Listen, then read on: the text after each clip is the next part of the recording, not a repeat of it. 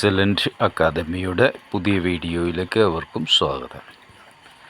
ജീവിതത്തിൻ്റെ പ്രതിസന്ധികളിൽ അകപ്പെട്ട് വിദ്യാഭ്യാസം പൂർത്തിയാക്കുവാൻ കഴിയാത്ത നിരവധി ആൾക്കാർക്ക് കൂടി തുടർ പഠന സാധ്യതയ്ക്കുള്ള അവസരം നൽകിക്കൊണ്ടാണ് നമ്മൾ ഈ ചാനൽ ആരംഭിച്ചത്.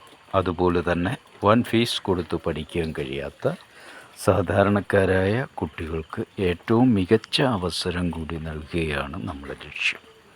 നമ്മുടെ ചാനലിൻ്റെ ഒരു വലിയ പ്രത്യേകത എടുക്കുന്ന ടോപ്പിക്കിൻ്റെ പരീക്ഷയ്ക്ക് വരാവുന്ന ചോദ്യത്തിൻ്റെ ഉത്തരം കൂടി നൽകിയാണ് മുന്നോട്ട് പോകുന്നത്.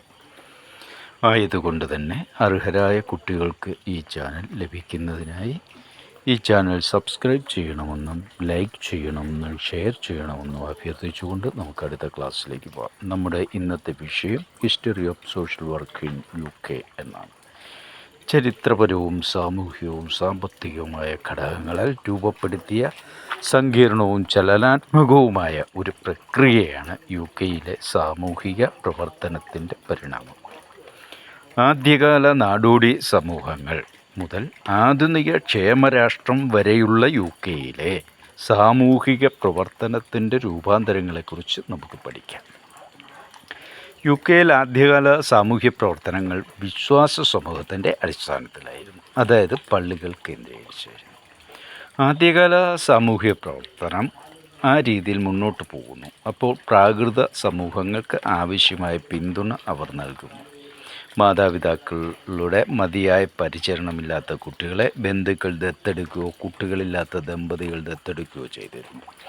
ആഹാരങ്ങൾ പരസ്പരം പങ്കുവയ്ക്കുന്ന രീതിയും അക്കാലത്തുണ്ടായിരുന്നു. ആവശ്യക്കാരെ പിന്തുണയ്ക്കുന്നത് ഒരു മതപരമായ കടമയായി കണ്ടുകൊണ്ട് ആദ്യകാല ക്രിസ്ത്യൻ സഭ ഈ പാരമ്പര്യം തുടർന്നു പോന്നു. എന്നാൽ 1601 എലിസബത്തൻ ദരിദ്ര നിയമം സാമൂഹ്യ പ്രവർത്തന വികസനത്തിൽ ഒരു സുപ്രധാന വഴിത്തിരിവായി മാറി. ഈ നിയമം വന്നതോടുകൂടി മതങ്ങൾ നടത്തിക്കൊണ്ടിരുന്ന എല്ലാ സേവന പ്രവർത്തനങ്ങളും സർക്കാരിൻ്റെയും ഭരണകൂടത്തിൻ്റെയും നിയന്ത്രണത്തിലായി. ഈ നിയമം മുൻകാല ദരിദ്ര ദുരിതാശ്വാസ നിയമങ്ങൾ ക്രോഡീകരിക്കുകയും സർക്കാർ ഉത്തരവാദിത്വത്തിൽ പൊതു ദുരിതാശ്വാസത്തിനായി ഒരു ചട്ടക്കൂട് സ്ഥാപിക്കുകയും ചെയ്തു. നിയമം ദരിദ്രരെ 3 ഗ്രൂപ്പുകളായി തരംതിരിക്കുകയാണ് ചെയ്തത്. ശാരീരിക ക്ഷമതയുള്ള ദരിദ്രർ, ബലഹീനരായ ദരിദ്രർ, ആശ്രിതരായ കുട്ടികൾ എന്നിങ്ങനെയാണ് ദരിദ്രരെ 3 ഗ്രൂപ്പുകളായി തരംതിരിച്ചത്. സാമൂഹിക പ്രവർത്തന പരിണാമത്തിൽ എലിസബത്തൻ ദരിദ്ര നിയമം ശാശ്വതമായ സ്വാധീനം ചെലുത്തിയിട്ടുണ്ട്. ഈ നിയമത്തിലെ പ്രധാന തത്വങ്ങൾ ഇന്നും ക്ഷേമ നിയമ നിർമ്മാണത്തെ സ്വാധീനിക്കുന്നുണ്ട്.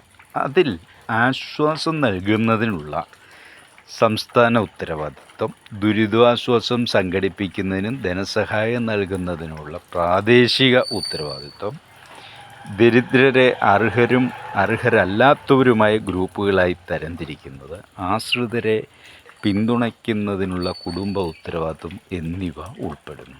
1834 ദ പുവർ ലോ റിവിഷൻസ് 3 തത്വങ്ങൾ അവതരിപ്പിക്കുകയുണ്ടായി. അതിലൊന്നാമത്തെ തത്വം ഡോക്ട്രിൻ ഓഫ് ലീസ്റ്റ് എലിജിബിലിറ്റി എന്ന് അറിയപ്പെടുന്നു.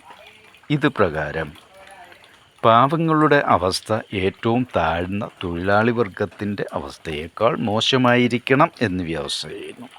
രണ്ടാമത്തെ തത്വമായ re establishment of the work house ടെസ്റ്റാണ്. ഇത് പ്രകാരം സാധ്യതയുള്ള ദരിദ്രർക്ക് സഹായം ലഭിക്കുന്നതിന് വർക്ക് ഹൗസ് സാഹചര്യങ്ങൾ സ്വീകരിക്കേണ്ടി വന്നു.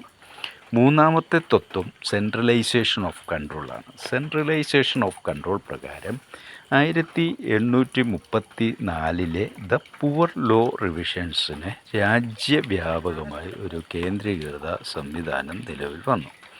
ബെവറിഡ്ജ് റിപ്പോർട്ട് 1942. ബെവറിഡ്ജ് റിപ്പോർട്ട് 4 പ്രധാന തത്വങ്ങൾ നിർദ്ദേശിച്ചിട്ടുണ്ട്. എല്ലാ പൗരന്മാർക്കും സാർവത്രിക കവറേജ്, ഒരൊറ്റ ഇൻഷുറൻസിൽ സമഗ്രമായ റിസ്ക് കവറേജ്, വരുമാനം പരിഗണിക്കാതെ ഒരു ഫ്ലാറ്റ് നിരക്ക് സംഭാവന, യോഗ്യതയുള്ള എല്ലാവർക്കും ഒരു ഫ്ലാറ്റ് നിരക്ക് ആനുകൂല്യം, ഇവയാണ് ബെവറിഡ്ജ് റിപ്പോർട്ടിൽ സൂചിപ്പിച്ചത്.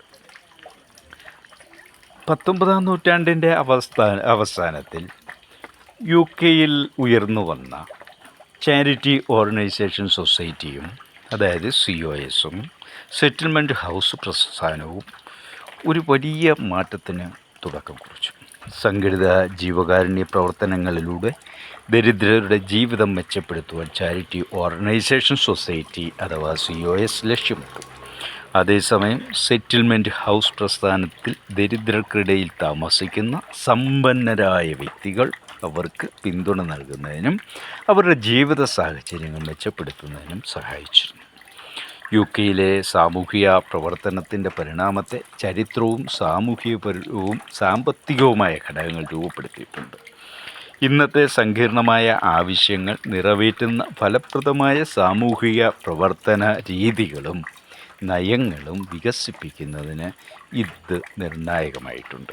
ആദ്യകാല നാടോടി സമൂഹങ്ങളിൽ നിന്ന് ആധുനിക ക്ഷേമ രാഷ്ട്രത്തിലേക്കുള്ള സാമൂഹിക പ്രവർത്തനത്തിൻ്റെ വികാസം പരിശോധിക്കുന്നതിലൂടെ സാമൂഹിക പ്രവർത്തനത്തിൻ്റെ സങ്കീർണതകളും വ്യക്തിഗത സമൂഹ ആവശ്യങ്ങൾ നിറവേറ്റുന്നതിൽ അതിൻ്റെ പങ്കിനെക്കുറിച്ച് നമുക്ക് നന്നായി മനസ്സിലാക്കുവാൻ കഴിയും.